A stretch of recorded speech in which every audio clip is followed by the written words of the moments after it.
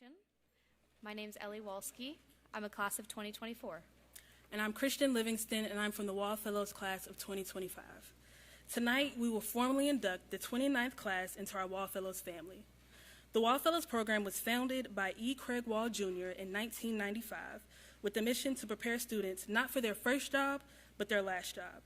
So, thank you to everyone who has supported this program and the students throughout the years. We look forward to many more years of excellence to come. To begin tonight, we'd ask the following people to stand to be recognized by the attendees. We ask that you hold all applause until the last name is called. President Michael T. Benson, Provost Sarah Hottinger, Dean Erica Small, Dean Claudia Bornholt, Associate Provost for Global Engagement, Darla DeMont, Vice President of Advancement and Alumni Engagement, Diane Sanders, Director of the Wall Fellows Program, Eileen Soyson, members of the Wall Fellows Board of Advisors, the Wall Fellows Faculty Committee. The success and growth of this program has been built with the help of many, and we'd like to take this time to thank you for your dedication, support, stewardship, and engagement.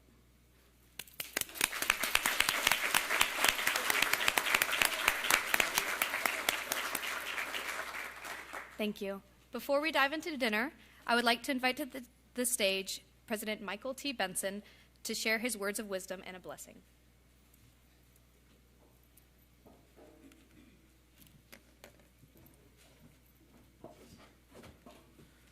Good evening. What a beautiful place and what a beautiful sight. I always love coming to this event because the students, I've never seen you all look better.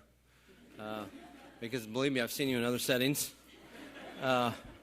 It's just, this room kind of lends itself to occasions like this. We have our Board of Trustees meetings here, and I don't think, Jason was introduced. Jason Repack, where are you? There he is, right here in the front, a member of our Board of Trustees, a proud Wall Fellow. What class, Jason? 07. I tell people all the time, I so wish I had gone to a university that had something like the Wall Fellows program. And I want to give a shout out to Eileen. This is her first induction ceremony. Where are you, Eileen? There you go. How about a big hand for Eileen?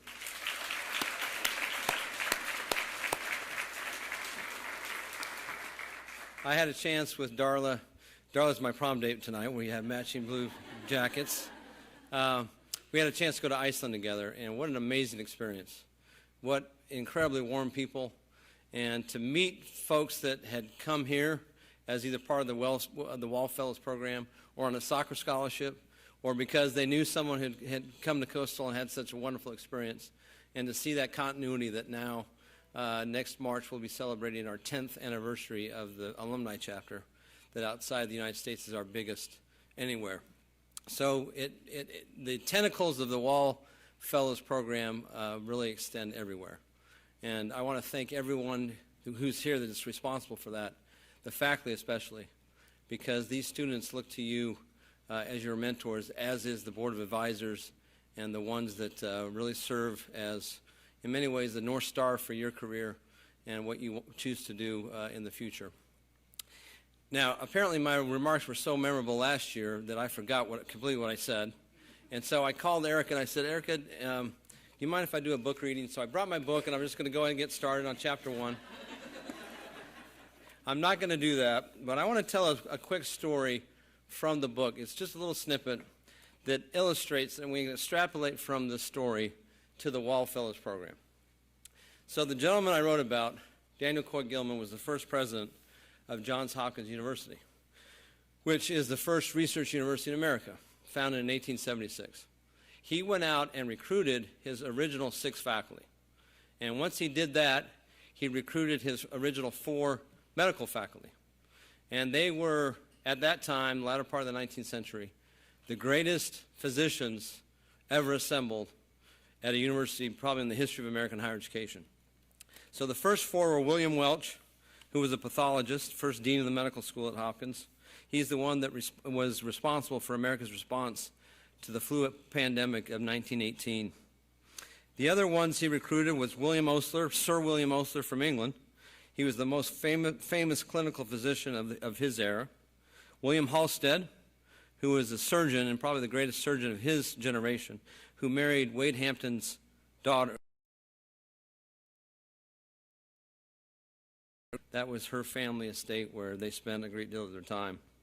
He also recruited Howard Kelly, who was a gynecologist renowned for advances in radiation therapy. So there are these four original doctors, and the fame of what they were doing and the fact that in the aggregate, they were so powerful and so well known, it didn't stop William Welch from recruiting additional doctors.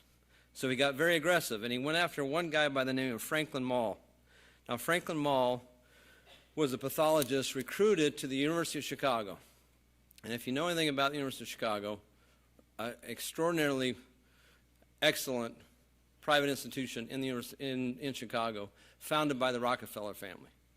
So John D. Rockefeller found out that Hopkins was trying to recruit one of their physicians, and he upped the ante. He went to Franklin Mall and said, I want you to stay. I'll give you whatever you want with your lab, with the equipment, with the program. And Franklin Mall thought about it, and he responded finally in a telegraph to William Welch. He said this, I shall cast my lot with Hopkins. I consider you the greatest attraction. You make the opportunities. Now, how does that apply to the Wall Fellows Program? I would argue that the Wall Fellows Program is our university's greatest attraction. It has attracted talent like you students, like you faculty, like you graduates and alumni, and from that creates opportunity. Opportunity where literally there is teal sky opportunity ahead. And I'm so grateful we have this sort of program where we recognize talent, but the onus was really on you to take advantage of it. So tonight, as you are inducted as the newest members of this family, I hope you'll take it seriously. I hope you'll recognize that with humility, this is a great opportunity that is yours, that not every student at this university has. And take advantage of that and make a decision tonight to, yes, bless your life and what you choose to do, but go out and bless the lives of many other people. Because that's what education is about. It's about taking what you're given, growing it, applying it, and blessing the lives of other people. So congratulations, and please buy my book. With that, if you're agreeable, I'd like to return thanks for this evening. Our Heavenly Father, we thank you for this beautiful night, the chance to gather together as friends and with our students. We're so grateful for them and the promise that they represent. And in this world today filled with turmoil, we pray for peace, particularly in the Middle East and those people that are suffering. And as we sit tonight and enjoy friendship and this wonderful food, we recognize that many will go without. We ask your blessing to be with them and to be with us, to have an unrelenting spirit and attitude of gratitude, to always give thanks and to recognize the responsibility that we have to use what we have for the benefit of others. Please bless this food to nourish our bodies and to serve your children. We pray in your Son's name. Amen. Please enjoy the night. I've got to excuse myself because my son is the kicker for Myrtle Beach High School, and they have a game tonight in South Florence. So I will change before I roll into the stadium. Oh, yeah, I'll walk in. This is how we roll in Myrtle Beach. Oh. Anyway, thank you all very much. Enjoy the night. Thank you.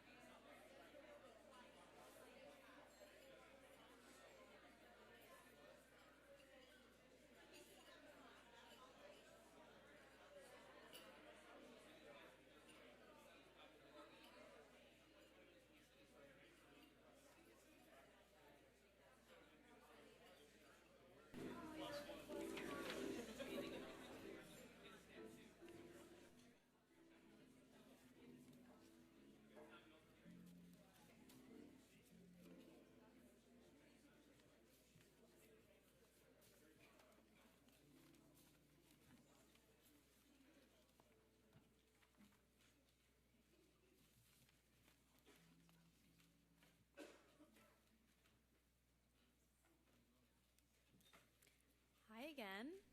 I hope everyone enjoyed dinner. As we wrap up the meal, I ask that you please turn your attention towards the stage where our soon-to-be Wall Fellows are seated. I would now like to invite the Dean of the Wall College of Business, Dr. Erica Small, to make some remarks.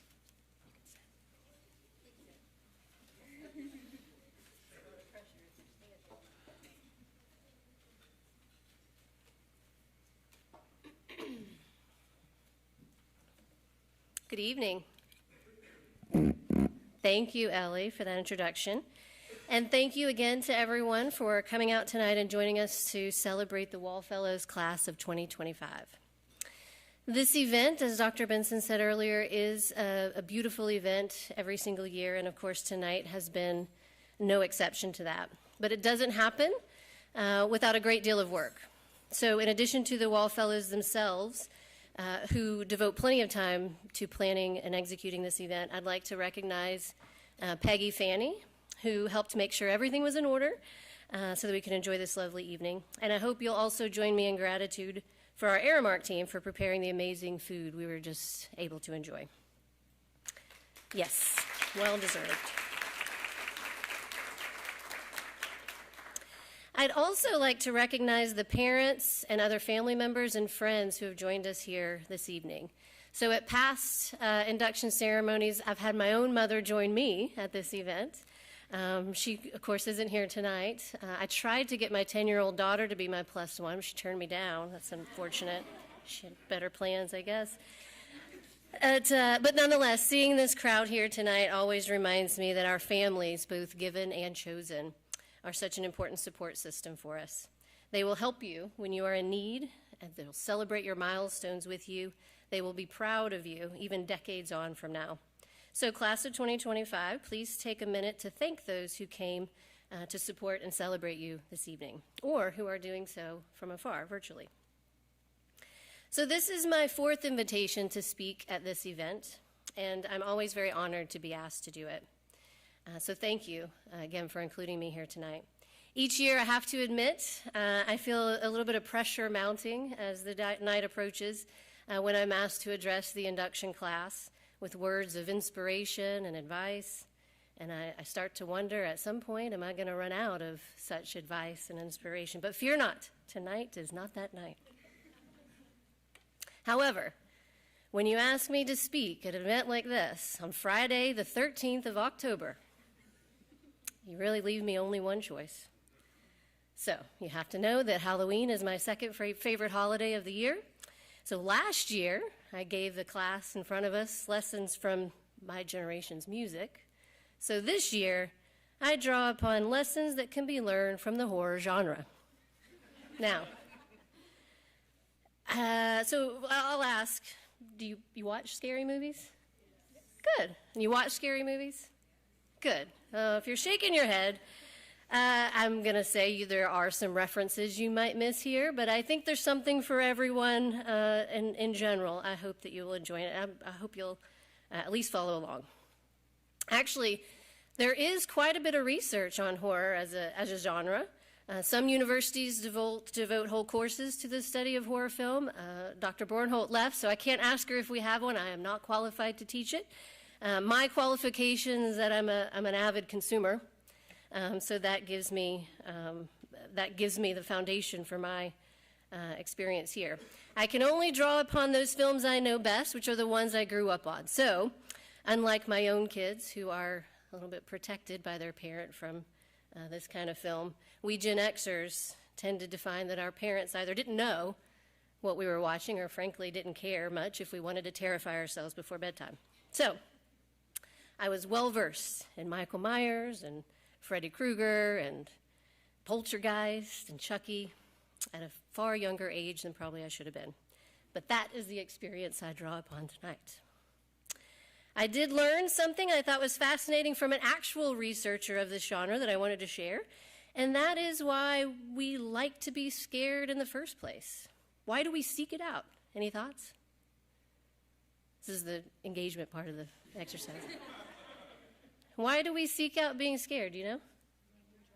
Adrenaline is probably a good reason. But an interesting reason is that apparently it's so we can tune up our ancient biological fear systems. which evolved out of our ancestors' need to escape predators. So, scaring ourselves helps us hone our coping mechanisms for fear. Director Wes Craven said, "Horror films don't create fear, they release it." So, what I took away from that little lesson was that my years of experience as a consumer has honed my fear response and consequently prepared me for this very moment. So, with that long prelude out of the way, on this Friday night, Friday the 13th of October, I'll share with you my top 5 lessons for leadership and life from the horror genre. Number 1, don't let your fear paralyze you.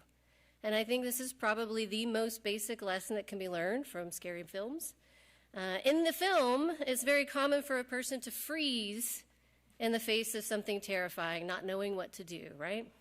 But the ones who survive are the ones who what? They overcome it, right? They get out of there. They find a way to confront whatever is confronting them. So that's my first lesson. We're all scared of something, whether it's meeting new people, moving to a new place, putting yourself out there for a job or a role that you might not get. Standing up on a public stage, addressing a crowd, for example. Fear is not the problem. That's perfectly normal. It's how you face it in the first place. So that is what I hope you will do.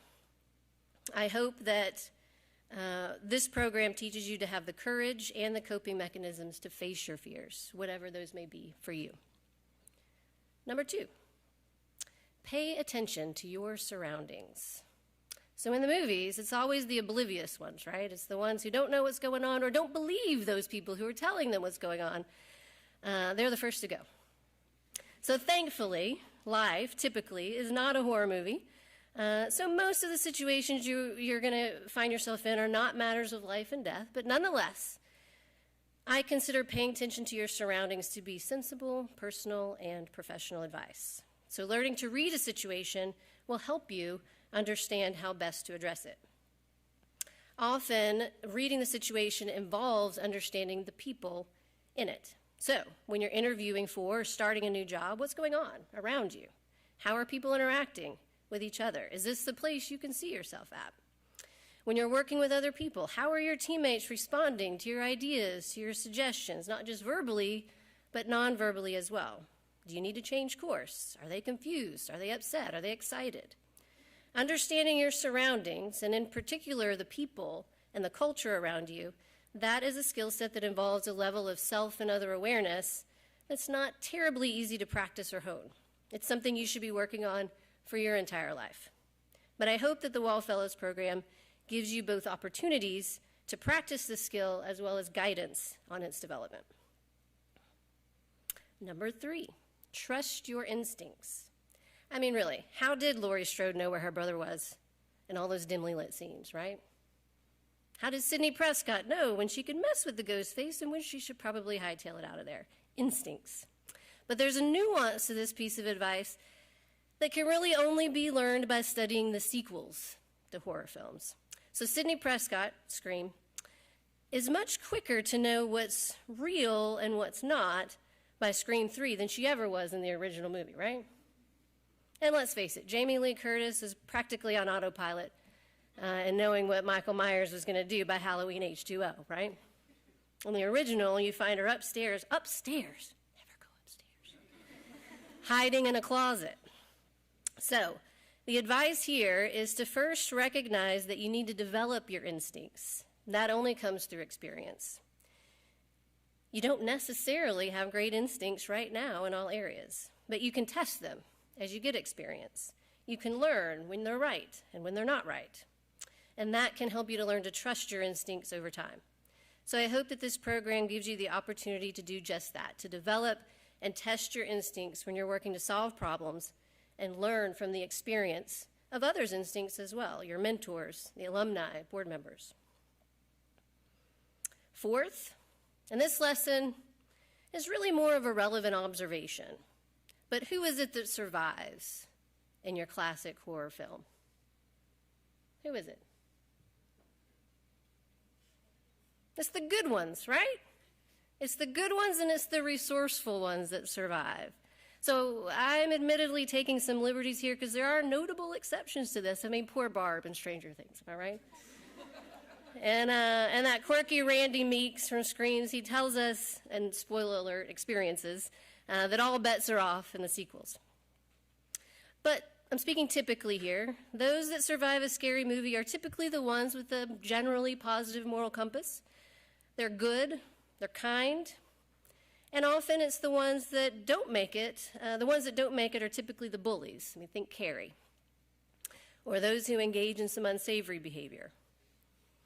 So the heroes, the heroines, are not only good people, but they're also resourceful. They're people who persevere, who can think critically, who can solve problems. So again, your daily life, hopefully, is not a horror film, but these are still the qualities that can help you in your own life. And I hope that the Wallfellows, these are exactly the qualities that the Wallfellows program will help you hone: character, work ethic, commitment. These are ideals that are the foundation of this program, and I hope that you will find that you grow in these ways. And last, but not least, very importantly, the fifth lesson from this genre is the value of teamwork and friendship. And this goes, again, back to the very basics of surviving a scary movie. And that is, you don't separate from the group. You don't go it alone. It generally does not end well. But relying on others, trusting at least the right other people, usually serves you better. You can't and you shouldn't do it alone. As I mentioned earlier, your family here tonight or watching you is a lovely support system. And I hope that this program will also provide you with another source of support. The Wallfellows program will allow you the opportunity to work on the teamwork skills that are its hallmark: communication, collaboration, and the like. But as I look out to the room at the alumni who are here tonight and who engage with each other regularly and with the program, I know they will attest that this program will deliver you a group of trusted peers, advisors, and mentors on which you can rely for years and years to come. And that is a very special gift indeed. So, not your typical Wallfellows induction speech. I'm not known for that. But ultimately, my message to you is that the Wallfellows program is a unique opportunity for each of you. You were selected because of your talents and your potential, and you should be very proud of that, as we are of you. But acceptance into the Wallfellows program is not the culmination of or a reward for your talents. It is the commencement of their development. Through the vision and the generosity of the Wall family and the continued support of a committed advisory board of faculty, alumni, and donors, the Wallfellows program will offer you extraordinary experiences which you may not have otherwise had. Opportunities that most people, myself included, did not or will not get. I hope that you will remain humble in that knowledge. The Wallfellows program sees a potential in each of you, and each of these opportunities you are offered is an investment in the development of your leadership skills and your character. So I ask that as you have these experiences, that you focus with purpose and with intention on the talents that you want to develop in each opportunity. In a moment, you will be taking a pledge affirming your commitment to the Wallfellows program: integrity, fairness, respect, leadership. These are ideals that you will continue to develop and work toward throughout your life. You'll be challenged, as we all are, to uphold them. As you experience these opportunities over the next 2 years, remember to pause and reflect on what you have learned and how your talents have grown, as they undoubtedly will. And now, I'd like to invite Ms. Eileen Soyson to join me, Wallfellows Program Director, to the podium to begin the formal induction for this talented and amazing group of students. Thank you. I don't know what to do next.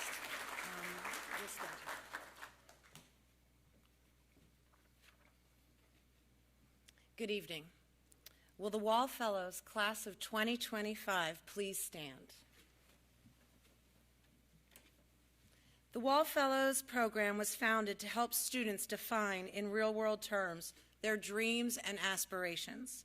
A program that would assemble in a new way the resources and tools to help students achieve those very dreams and aspirations.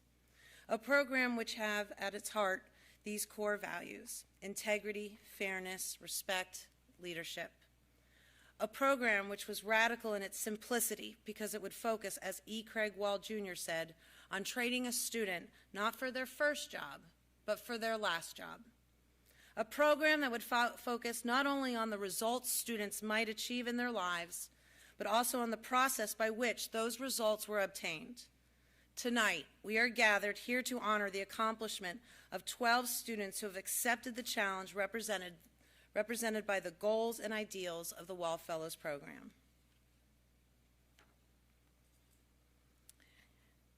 As you do this, I charge you to be aware that by committing your name to the Wall Fellows Code of Conduct, you are not only becoming part of a tradition that stretches back to the founding of this university, but that you pledge and affirm that you will personally embrace the ideals upon which this tradition was built. You will pledge and affirm to act and react with the highest level of integrity, fairness, respect, and empathy, and honesty to all individuals and groups on and off campus, and to treat each other with intentional kindness and consideration. Let me stop for a minute. You will pledge and affirm to the importance of integrity in all endeavors and to be fair, trustworthy, and respectful so as to promote an environment with high standards of accountability. You will pledge and affirm to respect the rights and dignity of all persons and recognize that taking advantage of another person through discrimination, harassment, manipulation, abuse of privileged information, misrepresentation of material facts, or any other unfair proactive undermines the fundamental principles of the program. You will pledge and affirm to create a respectful environment through your own actions and nurture a climate of fairness and civility towards others while recognizing each other's dignity, freedom, and diversity, even in the face of disagreement. You are to communicate personally and with civility, act honestly and in good faith, and speak out against acts of hatred and discrimination. You will pledge and affirm to tell the truth, to be transparent in your dealings, and never use influence to perform inappropriate and illegal acts that violate laws, regulations, or university policies. And finally, you will pledge and affirm to commit to the pursuit of excellence in both academics and professional conduct. We state these goals and ideals so that you may hear them and that all assembled here tonight may share in them. Having heard this, I will ask you in the presence of faculty, alumni, and this company assembled, is it your pledge and affirmation to fully embrace the ideals of the Wall Fellows program? Yes. Is it your intention to become a member of that body and to pursue your career in keeping with the goals and ideals of the Wall Fellows as stated in the Code of Conduct just read aloud? Then, on the recommendation of the Wall Fellows faculty and the acceptance by the board of the Wall Fellows program, you are each invited to formally join the Wall Fellows as members of the Class 2025. Now I would like Ellie Walsnowski and Christian Livingston to join us again and introduce the Wall Fellows as they sign their names. And you'll stand there and give the plaque.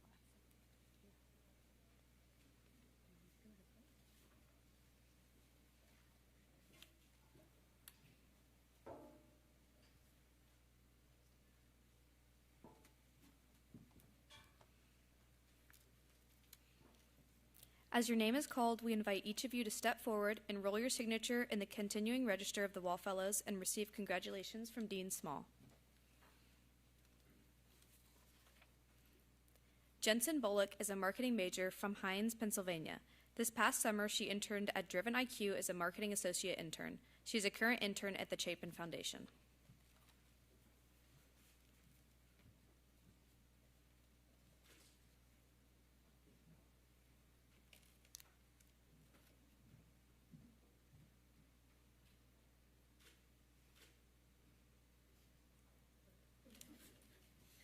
Ava Day is a marketing major from Brownstown, Michigan.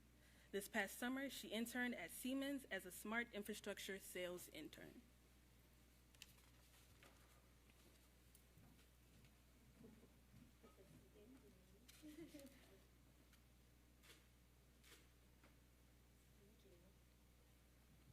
Eric DeLuca is an entrepreneurial management and commercial major with a minor in commercial and investment real estate.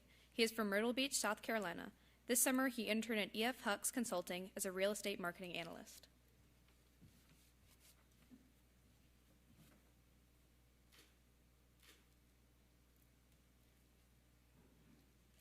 Andrea Alerts-Dortier is a marketing major. She is from Reykjavik, Iceland, and this past summer she interned at Hotel Aya Goldstein as a marketing and customer service intern.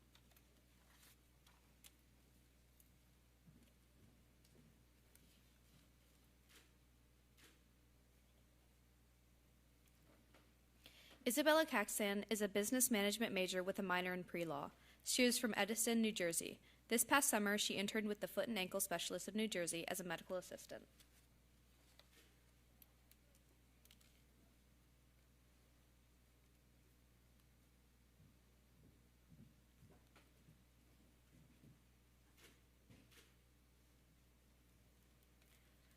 Kylie Quantz is a marketing and management major with a concentration in organizational leadership. She's from Myrtle Beach, South Carolina, and this summer she interned at the Myrtle Beach Waves Water Park as an aquatics supervisor.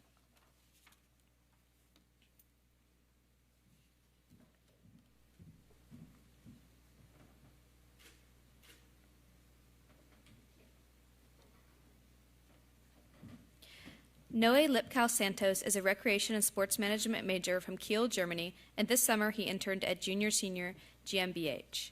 He cannot be with us tonight because he's fighting the good fight against Marshall soccer team currently, so we're rooting from him from afar. Peyton Marty is a management major with a concentration in human resources. She's from Baltimore, Maryland, and this summer she worked as a beauty advisor at Ulta Beauty.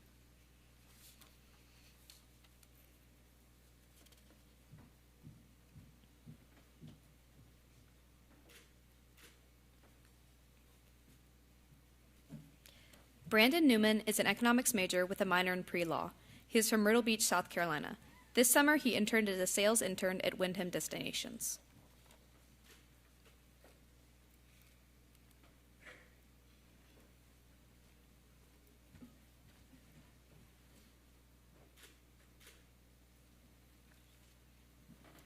Caitlin Shirley is an accounting major from Conway, South Carolina.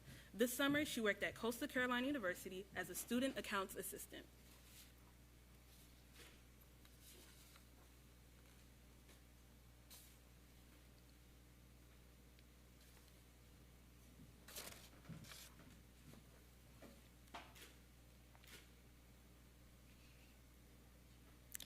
Ainsley Walter is an accounting major from Macomb, Illinois.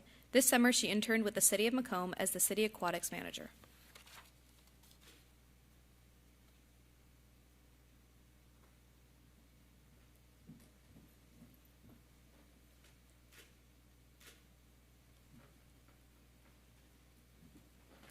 Please join us in a final round of applause for the Wall Fellows class. Kira. Best for last. Sorry. Might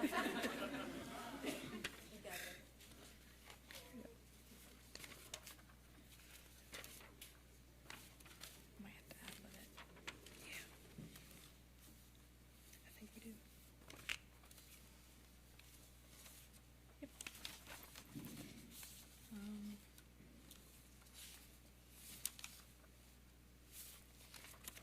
Well, we would also like to invite Kira to come up and sign. Apologize for that.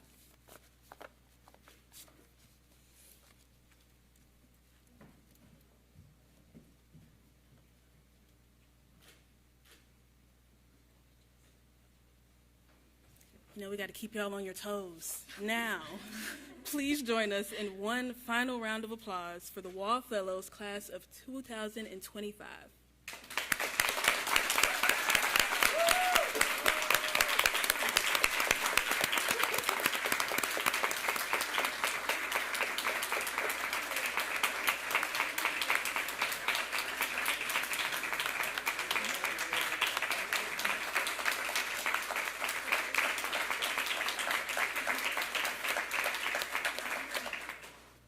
Thank you. Please be seated. Two of our Wall Fellows will be sharing their experiences about what this program has meant to each of them. At this time, I would like to invite Logan Miller, Wall Fellows Class of 2024, to the stage.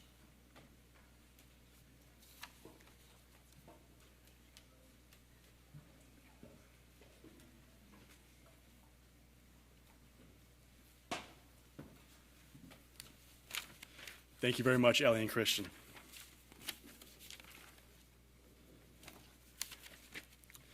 Ladies and gentlemen, thank you for gathering here tonight as we celebrate a new chapter in the Wall Fellows program and extend our warmest congratulations to the class of 2025. Your hard work, dedication, and commitment have led you to this significant milestone, and it's an honor to welcome you into the Wall Fellows family.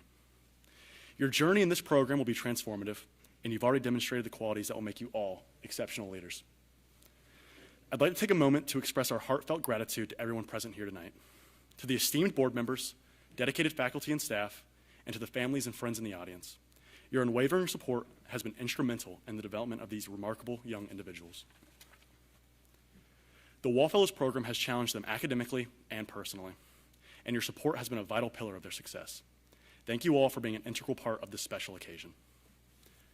Another important thank you is due to our new director of the Wall Fellows program, Eileen Soyson, for stepping up to the challenge and quickly proving that she was the best fit for the job. We've gotten a glimpse of what is to come, and I can confidently say that I'm excited to see where you take the program in the future. So thank you, Eileen. Throughout this speech, I will share some personal reflections about the program, as well as my hopes for the juniors.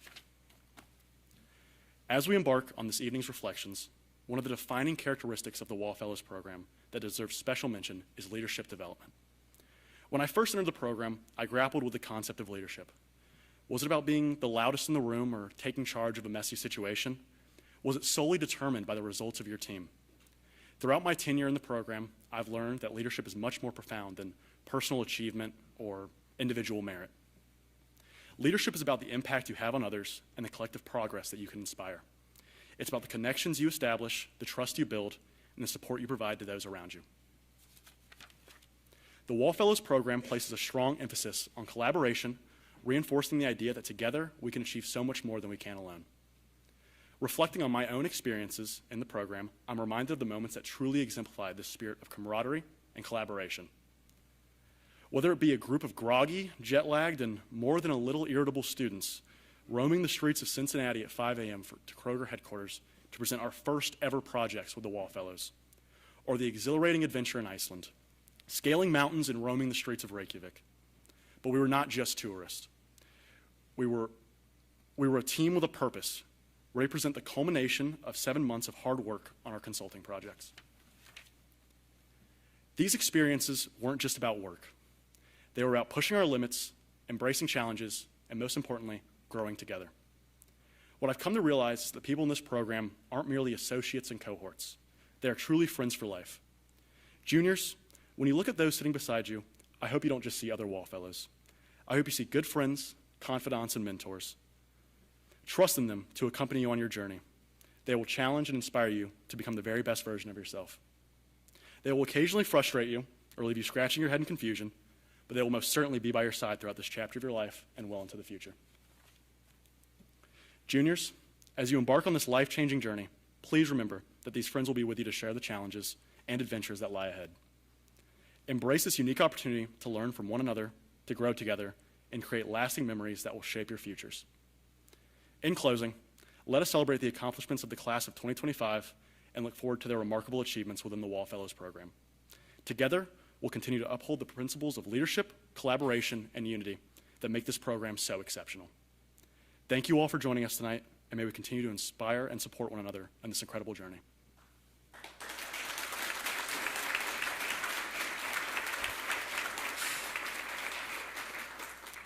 I would now like to take this opportunity to introduce to the stage the marketing team officer, my best friend, and someone who's probably eaten more office snacks than they'd care to admit, Eris Pengu.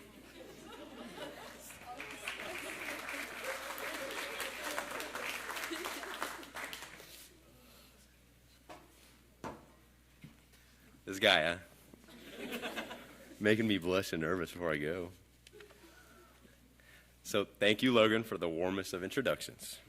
I have one more person I want to thank before I turn my attention to the new class.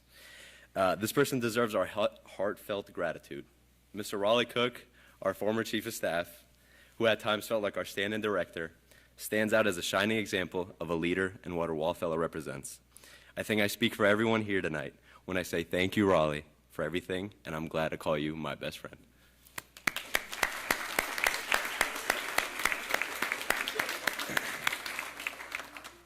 That's enough for Raleigh now. Back to you guys. Welcome and good evening, everyone. Welcome back to all our alumni, our board members, and anyone who has ever taken part in our exceptional program. Congratulations to the class of 2025 for making it this far. Tonight is your first official night of being a Wall Fellow. And this is the reason why I'm up here speaking to you today. We gather here to celebrate a significant milestone, the induction of you juniors. It is a moment of great pride and excitement as we welcome the next generation of Wall Fellows who have exhibited exceptional dedication, passion, and potential. I stand before all of you not only to congratulate our incoming juniors, but also to acknowledge the outstanding resilience they have displayed in a short amount of time. As I wrote this speech, I thought long and hard about what I can share with you tonight. I thought about what you might need and what you might want. I also thought about what I might want to say and what you might need to hear. Things I learned in my journey from experience, some from passing, and most things I'm still learning. So, what I want you to know is that this program is not just some extracurricular activity or just some club or just some random organization. When I look around this room, I see my best friends. I see older brothers and older sisters. I see aunts, uncles, and yes, even grandparents. And I'll let you decide who you are. These people will make you laugh, and they will make you cry. They will make you angry, happy, and at times confused. But at the end of the day, they will help make some of the best memories in your life. So please keep that in mind throughout my speech and for every day that you are a Wall Fellow. The best way I can describe to you what you are getting into is by telling you of my fondest memory thus far, something that Logan actually touched on. It was our first trip to Cincinnati, the night before we had to give our big presentation at the Kroger headquarters. After a long day of travel and multiple business visits, we finally made it back to our hotel. And naturally, because we are perfectionists, we stayed up all night running through our presentation a countless amount of times, all spread out throughout a hotel conference room, making sure we had everything ready. At around 2 in the morning, we all happened to end up in the same conference room, all talking about how stressed Logan Miller and Ellie were, how tired Gavin and Nerad were, how angry I was that Jimmy was sleeping in my bed without a shirt, and how confused Christian was that I was playing Christmas music in October to calm everyone down. We all had our own presentations, our own groups, and our own problems. Yet amongst all the chaos, we somehow managed to calm each other down. I remember Ellie called Raleigh to calm me down, and we laughed all night, while Jimmy had a great night's rest in my bed. We sent Gavin and Logan to bed so they could relax a little and see who snores the loudest. And I talked with Logan Miller all night about how he had a great team and a great presentation and he had nothing to worry about. I tell you this because I don't think there is anywhere else where you'll find a group of people who are not related to you that will drop all their problems and put them aside to make sure you're all right at the most inconvenient times. I could tell you numerous stories where either a past or a current Wall Fellow alum has helped me in my life, but we would be up here all night. What I want you to know is that when you join this program, you will never be alone. You have a family of Wall Fellows to lean on, mentors to guide you, and a support system that will champion your success. Embrace this experience with an open heart and a thirst for knowledge. For the next 2 years, you will shape you in ways you cannot yet imagine. As we induct our new class, let us remember the commitment, the passion, and the leadership that defines all of us. Let us celebrate our shared journey and the incredible potential that lies ahead. Juniors, seize this opportunity with everything you have, and remember, you are now part of a family that believes in your limitless potential. J.K. Rowling once said, "Life is a jacket in a family is a life jacket in a stormy sea of life." And let me tell you something, there's a big storm brewing out there. So grab a life jacket and get ready to swim, because we won't let you drown. Thank you all for being here today. Let us look forward to witnessing the remarkable achievements of the Wall Fellows in the years to come. Together, we will continue to shape leaders who will make a profound impact on the world. So class of 2025 and friends and family, welcome to the Wall Fellows program and welcome to your new family.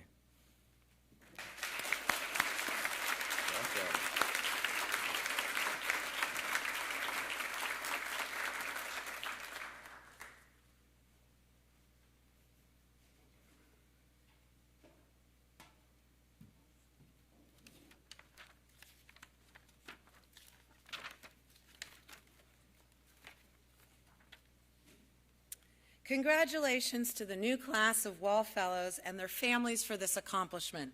This is something worth celebrating.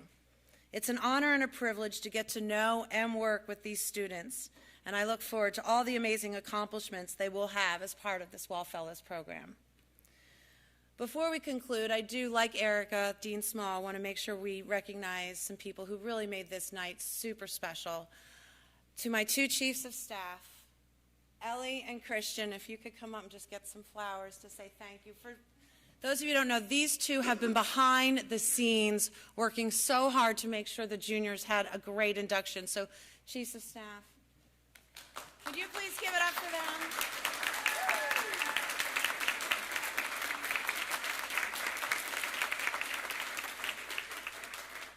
And like Dean Small, I have to really give the biggest thank you to Peggy. Peggy, would you please come up and get your flowers?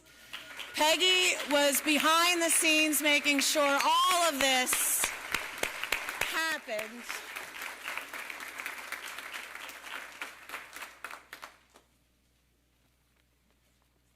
This would not be done if it was not for her. So.